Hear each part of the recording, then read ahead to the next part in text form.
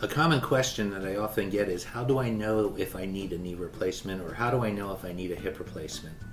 And my common answer to them is, you will know. And if you're asking the question, then you're probably not ready because you don't know. And when I tell this to patients, they look at me kind of quizzically and maybe don't understand what I'm saying. And I'll tell them that when you know, you'll come back. And invariably, 2 weeks, 2 months, sometimes 2 years later, they come back and say, "Doc, I know what you meant. I need my knee replaced, or I need my hip replaced. I'm ready to go now." And that's when the best time is to do a knee replacement or a hip replacement, when the patient is ready. A patient should not have to be talked into doing any of these procedures. These are elective procedures, and it has to be a partnership. And the patient will know when they're ready to do the surgery. Many patients often ask, how long will it take to recover from a hip or knee replacement? Generally, the patient has the surgery, and the surgery takes for either a hip or a knee between an hour and an hour and a half.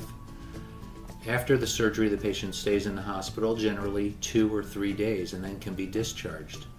90% of the patients go home after the surgery, and we have a home health agency come to the house, monitor the patient's condition, and do the therapy right at the house. For those that don't have anybody at home with them or would be alone, we arrange for them to go to a rehab facility for anywhere between 1 and 2 weeks until they're able to get around on their own, and then they can go home. I've had patients with hip and knee replacements come back at the 2-week mark after surgery, walking without any assistance and looking like they never had surgery and feeling great. That's the one end of the bell curve, and I'd say that's probably between 15 and 20% of the patients.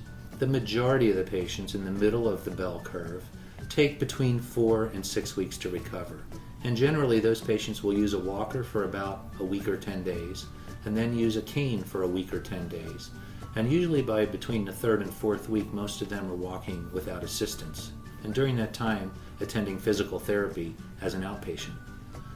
There are a few patients who are what we call outliers, and this is probably less than 10%, maybe less than 5%, who take a full 6 weeks to 3 months to recover from hip or knee replacement. But in general, these procedures are 99% successful. They're extremely successful and very worthwhile doing for the patients that have to go through those procedures. Obviously, a lot of people are reluctant to undergo hip or knee replacement because they're afraid of the pain that's involved. And using the techniques that I described, using the computer modeling and other techniques of injecting analgesics or types of medicines around the joint while doing the surgery, really obviate the pain that people used to have when they had the surgery. And we see patients recovering much faster, getting out of the hospital much quicker from both hip and knee replacement because they're not hurting as much as they used to. So most patients really don't have as much pain as they think they might have, and are quite pleasantly surprised at the degree of pain that they actually don't have when undergoing hip and knee replacement.